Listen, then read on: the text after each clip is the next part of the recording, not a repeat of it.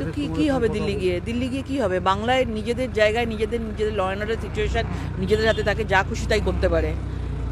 এবং দিল্লি গিয়ে কি ভাবছেন? মাথায় নিয়ে আসবেন নাকি দিল্লিকে? যেভাবে এসআইআর নিয়ে মানুষকে ভুল বোঝানো হচ্ছে, মানুষ সব বুঝতে পারছে। এবং এই সব করে দিল্লি কেন, যেখানেই যাক না কেন কোনো লাভ হবে না।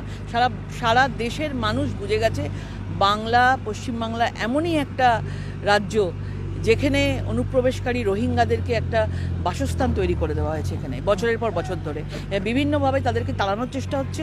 অন্যান্য রাজ্যেও হয়েছে, কিন্তু এ রাজ্যে যখনই করতে যাচ্ছে তখনই তারা বাধা দিচ্ছে, এসআইআর নিয়ে মিথ্যা একটা পরিবেশ তৈরি করছে। 1 তারিখ মমতা বন্দ্যোপাধ্যায় দিল্লিতে, তার আগের দিন অমিত শাহ ব্যারাকপুর। রাজনৈতিক সমীকরণ দিয়ে দেখুন, তারা দিল্লিতে গিয়ে একটা নাটক করার চেষ্টা করছেন যে তারা এসআইআর বিরুদ্ধে, মানুষের বিরুদ্ধে লড়ছেন। মানুষের বিরুদ্ধে না, অনুপ্রবেশকারী আর রোহিঙ্গাদের জন্য লড়ছেন। এদেরকে বাঁচানোর জন্য উনি দিল্লি যাচ্ছেন। আর আজকে অমিত শাহজি এখানে আসছেন।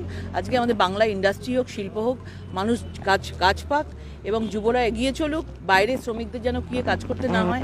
আনন্দপুরে যেরকম শ্রমিকদের অবস্থা হয়েছে, এইভাবে যে আগুনে পুড়ে একদম এইভাবে নৃশংসভাবে তারা মারা গেছে, এবং সেটা নিয়েও আজকে মমতা বন্দ্যোপাধ্যায়ের একটা কথা নেই, একটা কিছু নেই। এবং এইখান থেকে সামনে উনি যেতে পারলেন না, আর উনি দিল্লি চলে যাচ্ছেন। আপনারা বলুন যে আনন্দপুরে যেতে পারছেন না, দিল্লি চলে যাচ্ছেন উনি ভাইপোকে সঙ্গে নিয়ে। এটা মানুষ দেখতে পাচ্ছে না, মানুষ বুঝতে পারছে না, এই জবাবটা মানুষ দেবে। আজকে শুভেন্দু অধিকারী সেখানে যাচ্ছে, সেখানে পারমিশন দেওয়া হচ্ছে না পুলিশের, ভেতরে ঢোকা হবে না। 144 যেটা, সেটা কালকে রাত্রি থেকে আমরা দেখলাম সেটা জারি। এটা কিসের কথা? তারা দমকল মন্ত্রী সেখানে যেতে 15 ঘন্টা সময় নিয়ে নিচ্ছে। আজকে বিভিন্নভাবে আজকে তারা যেতে পারে, তারা সব কিছু করতে পারে। অন্য মানুষ যখন, অন্য পার্টির লোকেরা বা যে কোনো মানুষ যদি তাদের পাশে গিয়ে দাঁড়াতে চায়, কেন দাঁড়াতে পারবে না?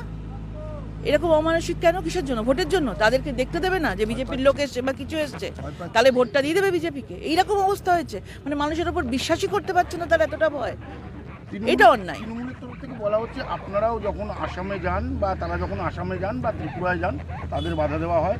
ঠিক সেই কারণে কেন এখানেও কেন কাদের বাধা দেওয়া হয়? কাদেরকে বাধা দেওয়া হচ্ছে? একটা আনন্দপুরের মতন জায়গায় ঘটনা ঘটেছে, যে কোনো পার্টির লোক, যে কোনো লোক যেতে পারে। সেখানে 144 ধারা করাটার মানে কি আপনি বলুন? কি আছে ওখানে? 144 ধারা কেন করেছেন ওখানে? তারা নিজেরা যাবেও না, অন্য লোককে যেতেও দেবে না। কি ধরনের প্রতিহিংসার রাজনীতি চলছে এদের? দেখুন, এত বড় একটা পরিযায়ী শ্রমিকদের নিয়ে এত বড় কথা। বাংলার বাইরে নাকি পরিযায়ী শ্রমিকদেরকে মারধর করা হচ্ছে, এই ধরনের বাঙালি পরিযায়ী শ্রমিককে মারধর করা হচ্ছে। তো আজকে এই মেদিনীপুর থেকে বেশিরভাগ শ্রমিক আছে, আরও অনেক জায়গা থেকে আছে।